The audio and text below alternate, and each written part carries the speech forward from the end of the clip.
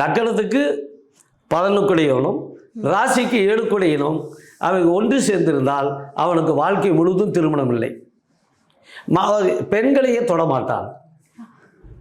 அவனுக்கு வேசி சுகம் இல்லை, கல்யாண சுகம் இல்லை. அப்படி இருந்தனா அவங்களுக்கு அந்த வாய்ப்பே கிடையாது. அப்போ அதுவும் ஒரு தாமதத்துக்கு ஒரு வாய்ப்பு.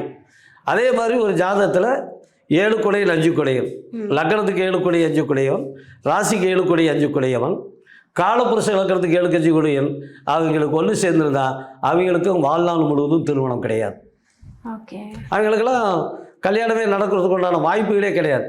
அதே ஒரு சிலருக்கு நம்ம வந்து ராசிக்கோ லக்னத்துக்கோ 7 5 குடையன் இருந்து ஒரு பெண்ணாக இருக்கிற இடத்த மட்டும் கல்யாணம் பண்ணிட்டாங்கன்னா வாழ்க்கை ஓடும்.